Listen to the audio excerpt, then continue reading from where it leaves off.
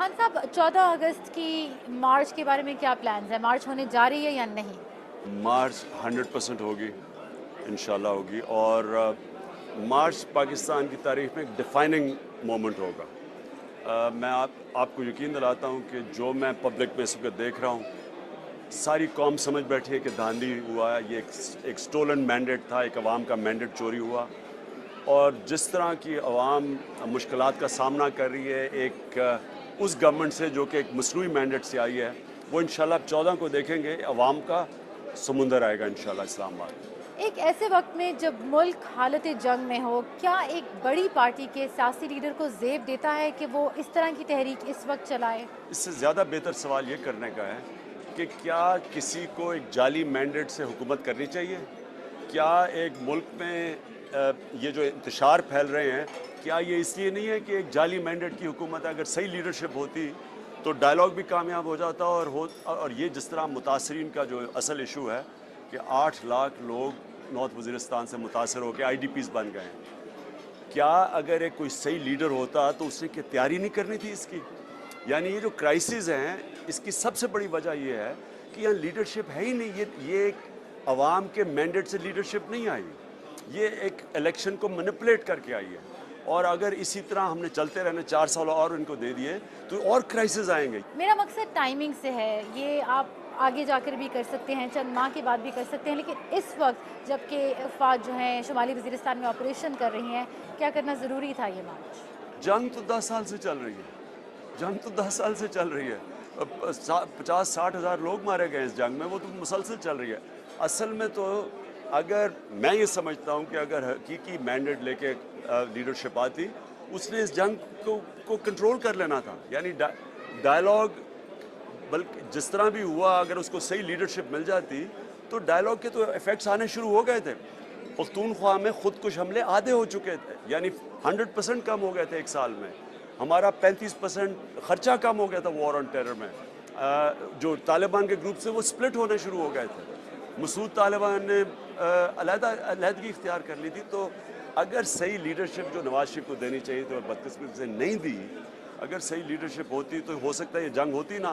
तो सवाल ये है कि क्या इसी तरह की लीडरशिप के अगर हाथ में ये मुल्क छोड़ दिया तो आगे आगे क्या होगा? क्योंकि क्राइसिस पे क्राइसिस है, महंगाई पे महंगाई है। तो मैं समझता हूँ कि इसका तरीका ये है कि पहले ये जाली मैंडेट को एक्सपोज किया जाए, वो सिर्फ स्ट्रीट पावर से होगा। खान साहब, आपने शुमाली वज़ीरिस्तान की बात की, आप शुरू से ही तालिबान से बातचीत के हक़ में थे। हुकूमत ने कोशिशें भी की लेकिन कुछ कामयाबी हासिल नहीं हुई, और अब जबकि फ़ौज वहाँ ऑपरेशन कर रही है, उस इलाके से बड़ी तादाद में IEDs और असलहा और ट्रेनिंग कंपाउंड्स रिकवर कर रही है, तो क्या अब भी आप मुज़ाकरात के ही हक़ में हैं? देखें, ये ऑपरेशन भी अगर ये कामयाब होना ना ऑपरेशन, इसके बाद भी आप पॉलिटिकल डायलॉग करना पड़ेगा। स्वात के ऑपरेशन के बाद इतना बड़ा ऑपरेशन हुआ, अगर उसके बाद डायलॉग हो जाता और वो बात करने के लिए तैयार थे, क्योंकि ऑपरेशन तो एक पॉलिटिकल सेटलमेंट का हिस्सा होता है। ऑपरेशन आप ऑपरेशन कर दें तो अभी तक फ़ौज बैठी हुई है 5 साल के बाद स्वात में। तो ये तो नॉर्थ वज़ीरिस्तान में अगर ये ऑपरेशन की कामयाबी लेनी है फिर भी डायलॉग करना पड़ेगा। फिलीपींस के अंदर 40 साल जंग हुई, 1.5 लाख लोग मर गए, 13 साल डायलॉग चला और अब जाके डायलॉग से मसला हल हुआ है। तो जंग के बावजूद आखिर में डायलॉग करना पड़ेगा। मेरा पॉइंट ये है कि डायलॉग को अगर सही लीडरशिप दी जाती, हो सकता है कि हम इस सिचुएशन में होते ही ना। और अगर ये जो IDPs का क्राइसिस है, ये इतना बड़ा क्राइसिस ना होता अगर हमारी तैयारी पूरी होती। हम जिस गवर्नमेंट को पूरा प्रेशर बर्दाश्त करना पड़ रहा है इस सारे IDPs का, वो है पख्तूनख्वा। तो चीफ मिनिस्टर को तो TV पे पता चला है। आपकी पार्टी उस इलाके में इक़्तिदार में है, इस ऑपरेशन के बारे में ISPR की प्रेस रिलीज़ तक जारी की गई, तो ये कैसे हो सकता है कि आप लोगों को पता नहीं था? ISPR की प्रेस रिलीज ऑपरेशन के वक्त आई, प्राइम मिनिस्टर ने अगले दिन पार्लियामेंट में अनाउंस किया कि ऑपरेशन हो गया। और हमने जब उनकी प्रेस रिलीज आई, मैं आपको यकीन दिलाता हूँ कि हमने TV के 7 बजे की न्यूज़ के ऊपर देखा कि ऑपरेशन शुरू हो गया। तो जब अगर दूसरी बड़ी पार्टी को जो डायलॉग के अंदर साथ थी, उसको इल्म नहीं था। और जबकि जो गवर्नमेंट जिसके ऊपर सारा बोझ पड़ना था, आगे 15 लाख IDPs बैठे हुए हैं पख्तूनख्वा में, बाकी एजेंसी से आए हुए हैं, उसके ऊपर 8 लाख और आ जाएं, जिसमें 3.5 लाख बच्चे हों, अस्पताल पहले ही भरे हुए हों, लॉ एंड ऑर्डर वैसी सिचुएशन कोप नहीं कर सकता। तो क्या उस गवर्नमेंट को इनके क्या प्राइम मिनिस्टर की जिम्मेदारी नहीं थी कि तैयारी करवाता? कोई दुनिया में आपने सुना है कि एक गवर्नमेंट जिसके ऊपर सारा प्रेशर पड़ना है उसको पता ही नहीं और तैयारी ही नहीं है उसकी? और अगर तैयारी हो भी, मैं हम बताऊं, ये इतना 8 लाख रेफ्यूजीज एक शहर बन्नू में आ जाएं जिसकी आबादी 10 लाख हो, तो वो वैसे ही फैसिलिटी सारी ओवररन हो गई हैं, जिसकी वजह से हमने अब इंटरनेशनल एनजीओज को कहा कि हमारी मदद करें। शुरू में तो 1 लाख रेफ्यूजीज टोटल एक्सपेक्ट कर रहे थे, यहाँ 8 लाख रेफ्यूजीज आ गए हैं और पहले ही 15 लाख बैठे हुए हैं वहाँ। तो अब परवेज़ खट्टक की फिर अपील आई है, उन्होंने अपील किया एनजीओज को, इंटरनेशनल एनजीओज को, लोकल एनजीओज को। देखिए, ना वहाँ डॉक्टर्स हैं इतने, हॉस्पिटल्स पहले भरे हुए हैं, ना हमारे पास पुलिस है इतनी, क्योंकि वहाँ लॉ एंड ऑर्डर सिचुएशन है। अब वो भूखे नंगे बेचारे लोग आए हैं जो अपने बच्चे उनके भूखे हैं और वो स्प्रेड करें, किसी कैंप में भी नहीं है, तो वहाँ तो बड़ा लॉ एंड ऑर्डर इशू है।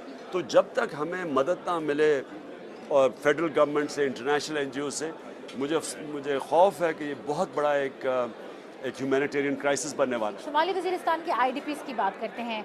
आपने हाल ही में बयान दिया है कि शुमाली वज़ीरिस्तान के जो आईडीपीज़ हैं उनकी मिसमैनेजमेंट के वाहिद ज़िम्मेदार वज़ीर आज़म नवाज शरीफ हैं। तो क्या आईडीपीज़ के मसले से ये खुद को बरी ज़िम्मा करने की कोशिश है? मैं आपको यकीन दिला रहा हूँ कि हमारी हुकूमत पूरा जोर लगा रही है। मेरा जो एनजीओ है जो हम चलाते हैं, इमरान खान फाउंडेशन, वो पूरा जोर लगा रही है। हमारी पार्टी के वॉलंटियर्स सारे पहुँच गए हैं।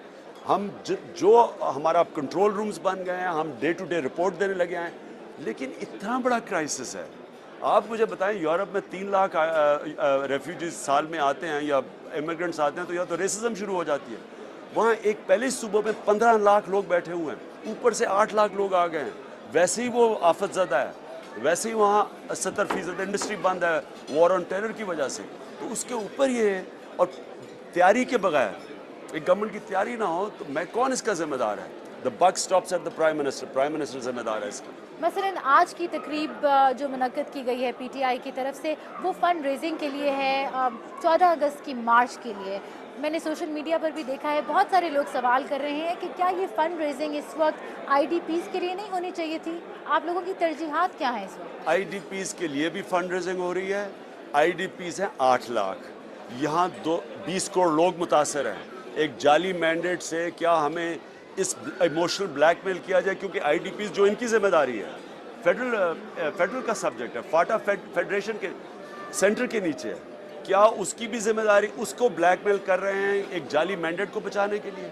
क्या एक मुल्क के अंदर हकीकी जमहूरियत के लिए हमारा हक नहीं है कि एक पुरअमन प्रोटेस्ट करें? और जो हमने पहले से प्लान किया हुआ था, और हमने कोशिश करते रहे, 14 महीने से कोशिश करते रहे, सारे एवेन्यूज़ एक्सप्लोर किए, election commission, supreme court, tribunals, white paper, सब जब एग्जॉस्ट हो गए, उसके बाद हमने फैसला किया था कि पुरअमन एहतजाज करेंगे अपना राइट लेने के लिए। तो इसके लिए किसी किस्म के हम ब्लैकमेल में नहीं आने लगे। 20 करोड़ का अलहदा हक है जो कि हमारा एहतजाज होगा, और इंशाल्लाह 8 लाख लोगों के लिए पूरी जोर लगाएंगे। मैं ईद गुजार रहा हूँ आईडीपीज़ के साथ जाके। ठीक है खान साहब, आप आज़ादी मार्च करवा लेते हैं 14 अगस्त को, लोगों को सड़कों पर जमा कर लेते हैं। अगर फिर भी हुकूमत और दीगर इदारे जिनसे आप अपील कर रहे हैं आपके मुतालबे नहीं मानते, तो फिर क्या?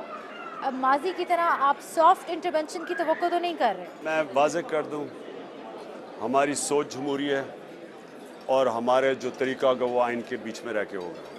हम किसी किस्म की गैर आइनी चीज़ को कबूल करने के लिए तैयार नहीं है। जमहूरियत के लिए जंग लड़ रहे हैं। साफ़ और शफाफ इलेक्शन जमहूरियत को मजबूत करता है। पाकिस्तान के एक हमसाये में साफ़ और शफाफ इलेक्शन हुआ, हिंदुस्तान में एक पीसफुल ट्रांसफ़र ऑफ पावर हुई। दूसरे हमसाये अफ़गानिस्तान के अंदर धांधली का शोर हुआ, वहाँ खून की तरफ जा रहा है, इंतशार की तरफ मुल्क जा रहा है। जितना साफ़ और शफाफ इलेक्शन होता है, जमहूरियत मजबूत होती है। साफ़ और शफाफ इलेक्शन तब होगा जब पाकिस्तान में एहतसाब होगा। जितना बड़ा फ्रॉड हुआ है 2013 की 11 मई की इलेक्शन पे, और वो हम साबित करेंगे। हम इंशाल्लाह, मैं 14 को हम सबूत देंगे कि इन्होंने किस तरह फ्रॉड किया। टाइम पूरे बताएंगे, तरीके क्या इस्तेमाल किए सबूत के साथ। और हम डिमांड करेंगे कि जिन लोगों ने इस फ्रॉड के अंदर लोगों के मैंडेट को चोरी किया था, उनको सजाएं दी जाएं आर्टिकल 6 के नीचे। उसके बाद इस मुल्क में सही जमहूरियत आएगी, तब लोग डरेंगे धांधली करते हुए। पाकिस्तान मुस्लिम लीग नून ने भी अनाउंस कर दिया है कि वो भी 14 अगस्त को एक तकरीब मुनक्किद करने जा रहे हैं। उन्होंने आपको भी दावत दी है, आपका क्या जवाब है इस बारे में? डरे हुए हैं, पता है हुकूमत को, नून लीग को पता है इन्होंने क्या किया है। नून लीग को पता है कि 68 लाख से 1,47,47,लाख वोट नहीं पड़ सकता था। 5 साल की इनकी क्या इन्होंने किया। एक जंगला बस, एक डिस्ट्रिक्ट में 36 ज़िले हैं पंजाब में, एक डिस्ट्रिक्ट में एक जंगला बस बना के 68 लाख से 1,45,00,000 वोट नहीं पड़ सकता था। इनको पता है कि इन्होंने धांधली की है, इसलिए डरे हुए हैं, इसलिए ये हरकतें कर रहे हैं किसी तरह स्ट्रीट मूवमेंट, और अवाम के अंदर अवाम से डरते हैं क्योंकि इन्होंने अवाम से तो वोट लिया नहीं है। इनको पता है कि अवाम का समुंदर आना है, इसलिए ये सारे हरबे इस्तेमाल कर रहे हैं।